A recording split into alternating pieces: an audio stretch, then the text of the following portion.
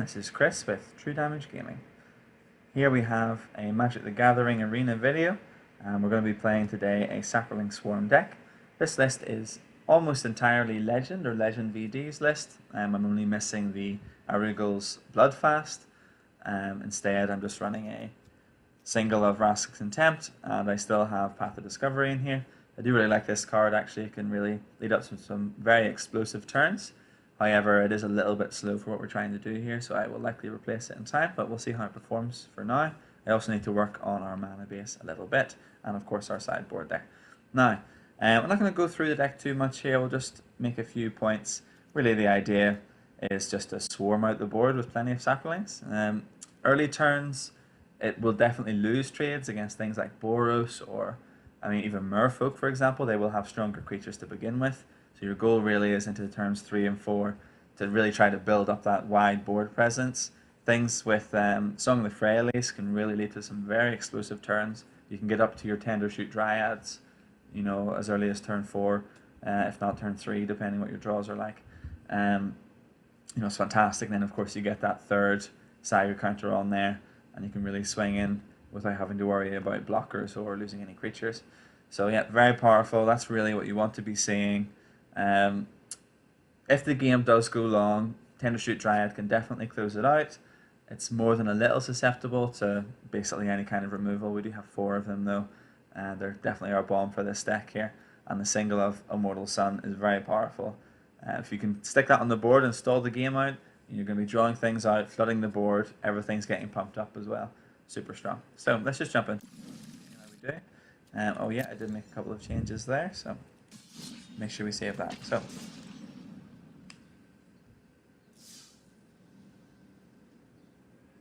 okay. Now this isn't a completely free to play account. I have spent a little bit of money on it, and I will likely spend a little more in the future. At the moment, I'm still kind of feeling it out. I want to see where the best direction is to invest in terms of colours and everything. So we'll see. At the moment, I'm definitely enjoying playing this Saproling list. I do enjoy going wide, and you really get those, like I say, very explosive turns if you get draws. So let's see what we have here. 2 land hand, but this is actually quite a good hand here. I'm going to be keeping this. We've got Sapling Migration into Song of the Freyalise. We can really ramp up here, dropping the Sapert, and hopefully into Dryad as well. Pardon me. So yes, that's definitely a keep. We'll start with the Woodland Cemetery. And let's see what our opponent is playing. Okay, so Boros possibly so far. We'll see how that develops. Let's go ahead with the Swamp into Sapling Migration. Now this is kind of what I mean here. We might see an example of what I was saying earlier. Boros has a lot of early drops with First Strike and the like. This is actually very similar to what we're playing here, so I'm not too worried about that. Definitely not interested in blocking though. Okay. Now, here's the question. Do we drop Song of the Freyalise, which would then put us to effectively 5 mana on the following turn, or we could drop the Sap Herd, so that will be 4 creatures on board, which is 7 mana, but we don't really have the proper cards to utilize that properly. We can spend 5 on the Dryad, at least it was 2, so I think I'm actually happier just to go ahead straight into Song of the Freyalise here. Oh, of course, what am I talking about? I can actually do both. Amazing. There we go. It's essentially free if you have Sapling Migration into Song of the Freyalise, given that they do tap for mana. So there we go. Here we are. Turn 3. We've got quite a nice board presence already.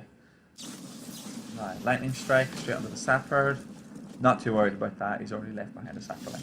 So leaves us with 6 mana here. Well, we're really going hard with the Dryads here. That's great. Let's go ahead and drop them right away. So that's 3, 6, 7, 8.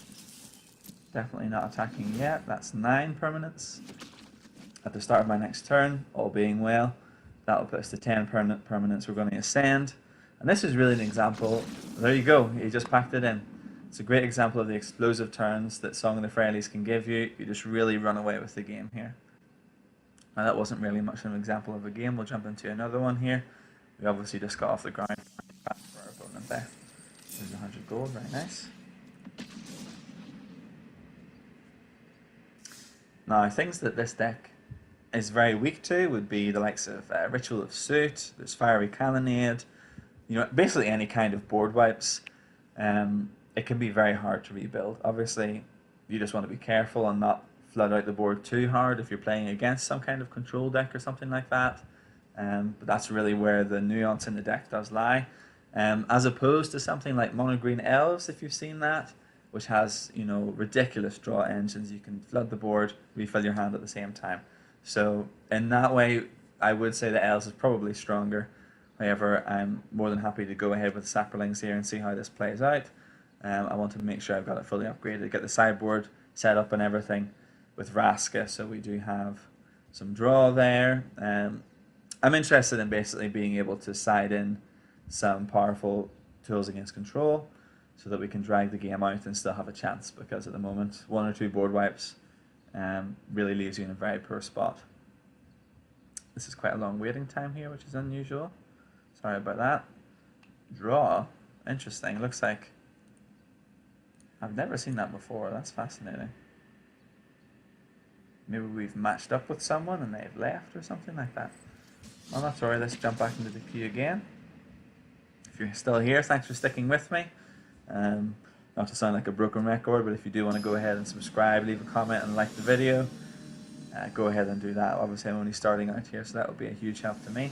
There's Karn. You don't see too many Karns these days. I actually started with him, but I'm liking my current avatar. I've actually been out of Magic for a while, so I don't even know who she is. So, but you know, I like the look of her. Here we are, single swamp, 1 land hand. Definitely can't keep this. I mean, we do actually have a play with fungal infection, but I mean, that's not going to get us anywhere, so we're going to have to mulligan. Okay, this is actually very strong. Yep, no black mana, but I don't need it either, so. Tend to shoot Dryad, let's think about that. I think I'm going to keep that. It's a very strong card. We don't know what we're up against quite yet, unfortunately, but we do have potential for 4 mana here. Alright, so what I'd really like to see is a Song of the Friendlies, similar to the first game. If you can flood the board out, drop a Song of the Friendlies, you can really run away with the game quite easily. Having said that, having a Llanowar Elves turn 1 is super nice for us. Go straight into Migration here next turn, most likely. I'd like to draw a Sap Herd, actually. It's actually going to Lightning Strike my Llanowar Elves. We're up against green-red here. Well, there's a Song of the Friendlies. Okay, well, we'll see how this goes. Now, if we stick these 2 Saprolings on the board here, next turn play a Forest into Song of the Friendlies, possibly into Spore-Crown Phalid. There's a Vraska Contempt, that'll be nice. Okay, so maybe Naya Dinosaurs, I've seen some lists. No white mana yet though, so we'll see about that. Okay, let's think about this. So we're on 3 mana here, and we're definitely playing Song of the Friendlies. It's free. Yeah. Okay, so this is quite strong. All being well, we can drop the Dryad next turn. I'm going to swing in for 2 here. This is looking to be another very powerful hand here. Yeah, so probably green-red Dinosaurs I think we're up against here. I find it to be quite slow. We have a decent matchup against them. If they do get the ball running, you know, they have very powerful cards such as this here, 4/4. Now, there is the option here. I could drop a Vraska's Contempt on that, leaving him with a 1/1. Alternatively, we can stick with our plan here and just drop the Dryad. That's what I'm thinking. We have 3, 4, 5, 6 mana though. Okay, yeah. So into Dryad here. We're not going to be swinging this turn. And we're just going to pass the turn. Now, with Song of the Friendlies, we're going to have a huge swing next turn. What are we on here? 1, 2, 3, 4, 5, 6, 7, 8, 9. So, yes, brilliant. At the start of my next turn, as long as he doesn't remove anything, that'll put us to 10 permanents. Send here. There's a Carnage Tyrant, very powerful. Also difficult to remove. So he's doing strong things here. You know, he's kind of have a different strategy than us. We're going wide with smaller creatures. Got these big beaters. We're definitely afraid of them. So I mean, we are looking at taking 8 here. I might actually chump block this because it does have trample. We take 4 instead, but we can always drop a next turn in order to ascend. I'm going to do that. Yeah. No, actually, no, I'm not going to do it. I'm going to take the damage. It's only 8, right? What could happen? No problem. Yeah, so this is where we really come into our own here. Here we are. We ascend, get that out. Let's just immediately come at him with a huge swing here. Now the question is, do we Vraska's Contempt the 4-4 on his turn? Do I play Llanowar Elves is really the question, because nothing is tapped here. In fact, he might just be dead. Not quite, not quite. Oh man, close, right?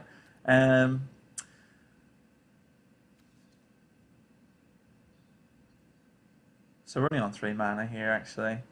For some reason I thought I still had Song of the Freyalise' ability there, but I'm going to play Llanowar Elves here. We have some, obviously, extremely powerful blocks here, so I'm not overly worried. We should have this game in the bag here.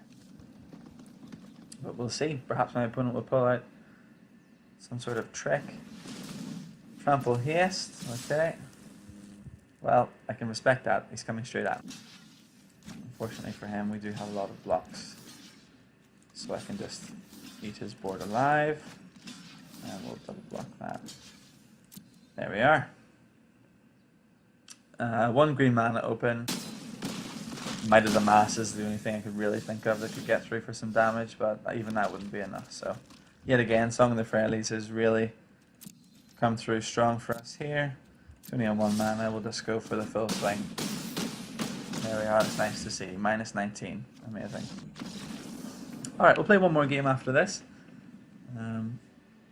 I'd like to see a game where we don't draw Song of the Freyalise, just to give you an idea of what that looks like. If you wanted to start a discussion here, perhaps, I'd be interested in what decks you're playing online, or even paper Magic. I'm looking into trying out some Burn, which I've seen Merchant, if you've heard of him, play. I'll put a link in the description for that as well.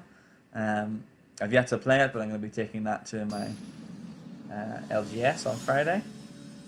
So we'll see how it goes. It is Rakdos, mind you, so it doesn't really have that many tools at the moment, although risk factor is just amazing, so it really runs away with that. But we'll see how it performs. I'm excited to hear. But yeah, the one thing about this, playing online like this, I don't think it's really indicative of the meta in store necessarily. There is some matchmaking tools on here which will read what you have in your deck and match it up with someone similar, so perhaps if I do get myself up to a higher rank, or play something with more mythics perhaps, we might see some more meta decks. So let's see here. This is definitely keepable. Double Sapling Migration, we've got Slimefoot, 3 lands. Yep. Eventually into Tendershoot Dryad. Don't have a Song of the Freyalise, but maybe I jinxed myself last game. I said I didn't want to see it, so let's see how this plays out. Okay, just a swamp. Really coming out of the gates here. So, Merfolk. Yeah, so this is going to be green-blue Merfolk. Might be the pre-con, possibly upgraded a bit. Straight in for 2. This is a very strong tempo deck. We do have blocks against it, so we can kind of keep up. But the issue being that when you do lose against this deck, it's usually because of unblockables, Curious Obsession, and really the big card is Sleep.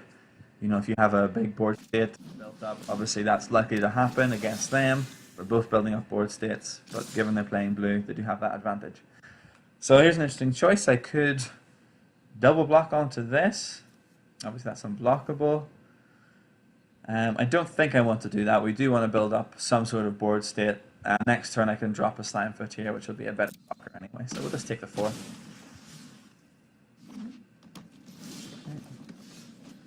Oh, we're definitely hitting our lands. Okay. I'm going to swing here for 2. I'm perfectly happy if he wants to block with his unblockable. I doubt that he will. And we're not going to be blocking next turn with the Saplings anyway. So, free 2 damage for us. Now, if we can get to Dryad here, which we do have the lands for, we could with the game from there. But we'll see. I'm pretty afraid of Murlocs. They can be very strong. We're already down to 14. They have some huge bombs. I can't remember the name of it, Karena or something like that. The one who can draw. There's a lot of tools available, not to mention various flash creatures, and of course, if they want, they can play counter spells. So, let's see what advantage playing black instead of blue can give us here. Our opponent's just thinking. So far, I'm definitely enjoying playing Arena. I do look forward to them adding the other sets. I'm not sure if they're going to do that, but I mean, it would make sense, obviously. I mean, the older sets, of course, so we can get modern and maybe even EDH involved in here. Some more interesting cube variants and stuff like that. But for a new, I think it's coming quite strong. The graphics are nice, obviously. It's definitely. I really like this bar across the bottom here. Okay, so 4 mana. Whew. I'd say we're in trouble here. Obviously got to block. Now that he's played this 4-3, it's pretty strong.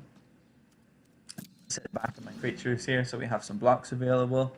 With Slimefoot, I would actually like to throw some Saprolings under a creature just to get that drain off him, to give me a bit more time to drop both of my Dryads here, hopefully. He doesn't have great attacks at me here. He's also only on 3 mana. What's he's got in hand? He did explore earlier. Okay, so he's got a Lord coming out. That's quite powerful too. You can really just take for free here. I don't even know if it's really worth swinging with anything else. I would probably swing with the 5-4 actually. Okay, I puts me to 4. Okay, it looks like he's going to take the game from here actually, because although we do finally get our Dryad out, he's really outraced us here with those unblockables. There we are. So we've got some huge creatures. Let's go out with a bit of respect and just throw everything we have at him. Maybe he'll block and we'll drain some life.